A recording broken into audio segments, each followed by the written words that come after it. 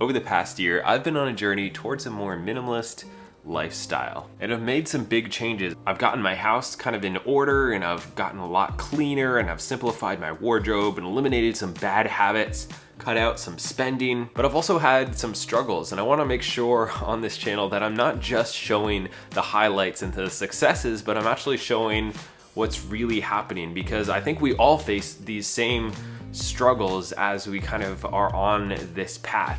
There's a few habits that I'm still working on trying to break and some changes I'm trying to make. So hopefully this will encourage you that you're not alone. So one of the main struggles I've had throughout my life as a very messy person is stupid flat surfaces, okay? So this is why we don't have a kitchen table at our place right now, is because when we had a kitchen table at our other place, it would continually just pick up everything, like weird random stuff. And it wasn't just my kitchen table, it was coffee tables, like end tables, anything flat, the top of the refrigerator. Why is there stuff on the top of the refrigerator? And what is it? And how does it sit there for like 8 months collecting dust and you still don't want to get rid of it? Completely bizarre. I don't know what's wrong with me, but that's something that I've been struggling with a lot, especially as I've been trying to embrace like a cleaner house, is having stuff just pile up everywhere. And you clean it up like once a week or even once a day, and by the end of the day or the end of the week, it is filled up with like random junk again. So that's been something that's like I've been struggling with, and it's gotten a lot better since we kind of eliminated our flat surfaces now. Like I was like, you know what, if we can't keep them clean, we ain't gonna have them. So now we don't have a kitchen table, and we're trying really hard to make sure that like the countertop stays clean, because that's mostly the only flat surface in our house right now. And it was just picking up stuff. So we kind of like really buckled down on keeping that as clean as possible. But that's just one thing that's been really hard for me to do. Which leads me into my next point, is I didn't really have systems for doing stuff. I didn't have places for things to go. And I think that would be really important, is I never had a place for my keys until like literally,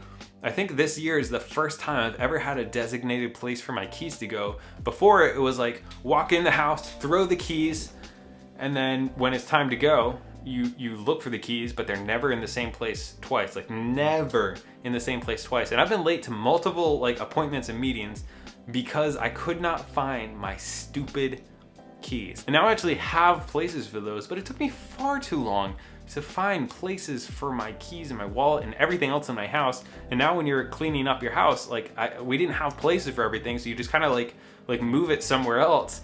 But now that we actually have places where, oh, this goes here, this goes there, it makes cleaning up a lot easier, and things actually get less dirty simply by designating a place for everything. You know when you don't know where stuff's to go, so you throw it in a room or you throw it in a closet, and you have this like one spot in your house that just kind of collects all the stuff that you don't know where it's supposed to go?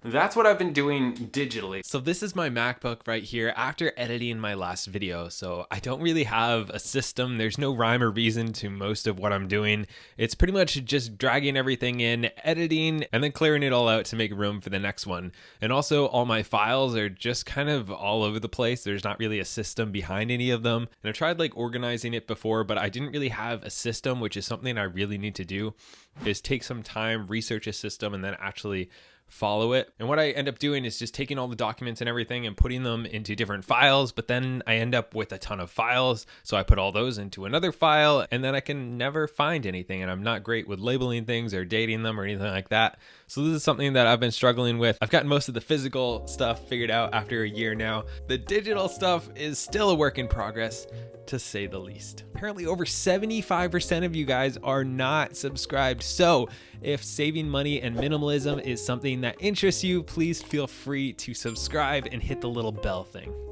Kind of had this idea and this kind of personality where it's like, oh, minimalism, that's a great idea. It'll be simple. I'll get rid of a bunch of stuff and then I'll have a cleaner house and things will be easier. And then I just gotta like run over and declutter a bunch of stuff and like, oh, this is great. But it turns out that reinventing the wheel is not the best way to make progress, believe it or not. I should put that on a t-shirt. I took way too long to actually like research different systems of decluttering, research, ways of digitally decluttering. Finally did do that after like 6 or 7 months of just like kind of like winging random stuff. I got way more done in a much shorter period of time, and I stuck with those systems a lot longer. So I think it was very important to kind of follow somebody else's method or system of of doing stuff, it saves you a lot of time and headache and just stress. Like, I don't know what took me so long to do that. I did a video on the different systems that I had researched, and then I finally picked one. So if you guys want to check that out after this video, I'll link it at the end. But I think that was really a big important step for me to do, is actually follow other people's advice and not just try to like figure it out on my own. It's a really dumb personality trait I have. I didn't embrace minimalism soon enough. So I kind of had this, oh, that's really cool, I'll try it, and then I get into it for a couple weeks and I declutter a bunch of stuff, and then I kind of stop it because, again, I didn't have systems, and you kind of like forget about it for a little bit, and then your house gets really cluttered and dirty, and you've got all this stuff, and you know you can't hang your shirts up anymore, and then you dive into it again. And I should have really just kind of gone for it all the way, because that's what I need with my personality type. But I didn't really know anybody who was a minimalist, and I didn't want to be like weird or whatever. But I should have just done, you know, what was right for me and just kind of go for it all the way, and instead of like, you know, just kind of like flirting with it a little bit. And I should have dove into it a little bit more and been a little more stringent right off the bat. It would have gotten things done a lot sooner, because if you really go for something, you can get it done in like a quarter amount of the time than if you're just kind of like, oh, messing with it here and there, and then it like drags out forever. That's just a really stressful, at least it was for me. So this is one thing that we haven't really touched yet, and honestly I wasn't going to show it to you guys, but here it is. This is what we call the murder room. It's very, very, very red, and yeah, so this is one room that we haven't really touched yet. We've been doing construction throughout the entire house for a couple months now, actually, since, you know, the beginning of the year. And this has kind of been the room that's kind of caught everything that we didn't know what to do with. So in the next couple weeks, we're gonna, you know, try to finish this one up now that we've gotten the rest of the house pretty much done. And, you know, this will be a guest bedroom, but for now it's just stuff that we don't really have a place for, like some of my construction stuff and the extra beds that we got to have in this room, but it's not prepared to have them yet. So yeah, if you have one of these rooms that kind of catches everything, it's okay. Alright guys, update on the globe. So far there has been over 800 people who have commented where they're from, and I haven't started putting pins in yet. I ordered some more pins, they should be in soon, but that's just gonna take a while to do, so bear with me. And thank you to everybody who reached out. I was really shocked. I didn't think that many people would comment. And then I also just wanted to take a sec and let you know about Yada Bank. That's an app I've been using. So far I've won $27. It's pretty much just an online savings account, so I just took my savings that was in my bank account and I put it in there, and then they reward you with, for every $25 you get like a lottery ticket. You can win up to $10 million.